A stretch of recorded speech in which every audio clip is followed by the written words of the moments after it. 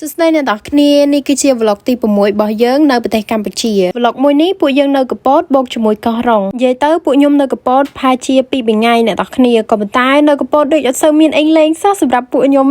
នៅឡើងធុញហ្មងអ្នកនរគ្នាតែតាមពិតផាជាគេមានកន្លែងដើរលេងច្រើនក៏ប៉ុន្តែមកពួកខ្ញុំអត់ស៊ីគ្នាជាមួយខេត្តកពតទៅដឹងអ្នកនរគ្នាថ្ងៃហ្នឹងដែរពួកយើងមានកម្រងទៅលេងភ្នំបូកគោអញ្ចឹងពីព្រលឹមឡើងយើងនាំគ្នាយកកៅអៅទៅបោកហើយបន្ទាប់មកទៀតទៅជួលម៉ូតូនិយាយទៅមួយថ្ងៃហ្នឹងមានជាការដើររហូតតែម្ដងអ្នកនរគ្នាបើសរុបចំនួនដើរប្រហែលជា5គីឡូជាងដើរទៅដល់កន្លែងជួលម៉ូតូមិនយើងបានជិះម៉ូតូហើយយើងក៏នាំគ្នាជិះទៅរក breakfast របស់ពួកខ្ញុំមិនម៉ោង7 8ណាអ្នកនរគ្នាគឺម៉ោង12ម៉ោង1ដោយសារតែនៅកពតគេមានកន្លែងហាង burger មួយដែលល្បីឈ្មោះហ្នឹងអញ្ចឹងខ្ញុំក៏ទៅហាងមួយហ្នឹងក៏ប៉ុន្តែ unfortunately they didn't welcome us ពេលខ្ញុំទៅចូលក្នុងហាងគេហើយខ្ញុំឈរនៅមុខកន្លែងកំងអីវ៉ាន់ហ្នឹងកំង burger ក៏ប៉ុន្តែអត់មានអ្នកគេនិយាយរកខ្ញុំទេសូម្បីតែខ្ញុំនិយាយរកគេក៏គេអត់និយាយរកខ្ញុំដែរអ្នកនរគ្នាហើយខ្ញុំឈរនៅនឹងបានមកស្ទុះខ្ញុំក៏ដើរចេញមកវិញព្រោះយើងនៅតែអីគេអត់ស្វាគមន៍យើងហងហើយអ្នកញ៉ាំ burger នៅនឹងនាំគ្នាមើលមុខខ្ញុំព្រាតគ្រប់គ្នាដូចខ្ញុំនឹងមនុស្សចម្លែក so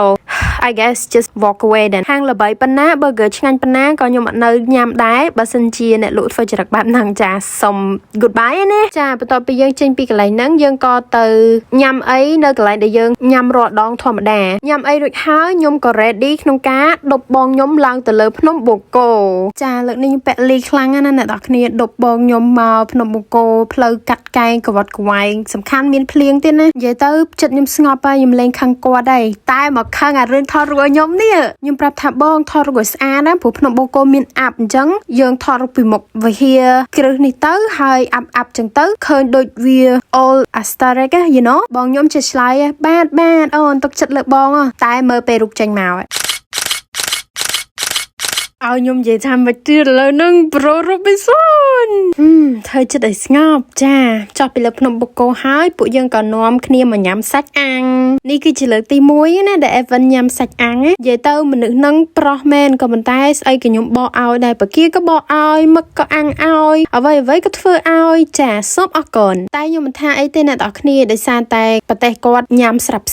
ដោយប្រទេសយើងជិបចឹងទៅគាត់អត់ទលាប់ Good morning from Kampot ថ្ងៃហ្នឹងគឺជាថ្ងៃចុងក្រោយហើយអ្នកនរគ្នាដែលយើងនៅកពតព្រោះយើងនឹងធ្វើដំណើរចេញពីកពតឆ្ពោះទៅកាន់កោះរ៉ុងតាមរយៈរថភ្លើងនៅម៉ោង12ហើយដោយសារតែថ្ងៃហ្នឹងគឺជាថ្ងៃចុងក្រោយនៅកពតចឹងខ្ញុំក៏កំងគ្រឿងសមុទ្រមកចាស់ដៃហ្មងមកញ៉ាំតែនិយាយលេងសាច់អីណាអ្នកនរគ្នាគ្រឿងសមុទ្រគេស្រស់សាហាវងាវដូចជា1គីឡូជាងឯអ្នកនរគ្នាខ្ញុំញ៉ាំតែឯងណា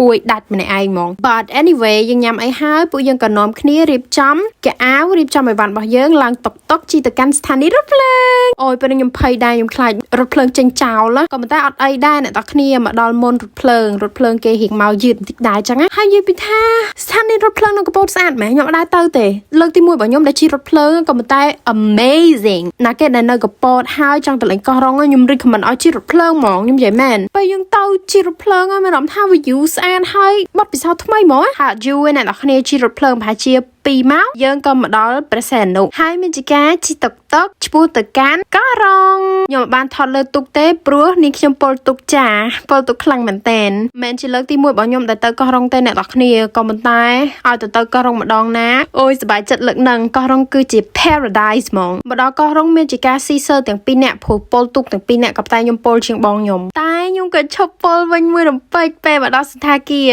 wait it's not សណ្ឋាគារតែបន្ទប់យើងគេងនៅកោះរ៉ុងស្អាតខ្លាំងបន្ទប់គេដូចជា$25អ្នកនរគ្នាក៏ប៉ុន្តែទឹកក្តៅទឹកត្រជាក់ទូទឹកកកក្រេកន្លែងពយួរកៅអៅ oh my goodness amazing ខ្លាំងមែនតើវាអត់សមនឹងតម្លៃ$25អ្នកនរគ្នាតែបើសួរថាមានខ្មោចលងអត់មានទេបន្ទប់ឡើងធំខ្ញុំជួលនៅនឹងនៅឆ្នេរសុកសានអ្នកនរគ្នានិយាយទៅបើសិនជាអ្នកនរគ្នាមក3ថ្ងៃ4ថ្ងៃអីចឹងខ្ញុំអត់ recommend ឲ្យនៅសុកសានទេខ្ញុំ recommend ឲ្យនៅកោះតូចក៏ប៉ុន្តែបើសិនជាមកច្រើនថ្ងៃហើយអ្នកនរគ្នាចង់បានរបៀបស្ងប់ស្ងាត់អីចឹងខ្ញុំ recommend ឲ្យនៅសុកសានព្រោះឆ្នេរសុកសានមិនមែនជាទីប្រជុំជនហ្មងទេអញ្ចឹងអត់សូវមានមនុស្សច្រើនទេក៏ប៉ុន្តែឆ្នេរស្អាតសាហាវបើសិនអ្នកនរគ្នាមកខែភ្លៀងទៀតហូ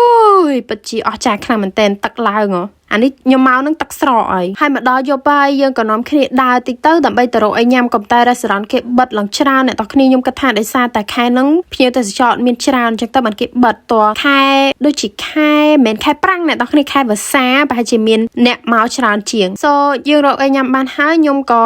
មកទិញចូលម៉ាតទិញប៊ិជើងទិញគ្រឿងប្រើប្រាស់បន្ថែមអញ្ចឹងណាហើយទិញប៊ិជើងនេះខ្ញុំមើលខ្លាំងណាស់ខ្ញុំខ្លាចទិញប៉ះបោះសៀ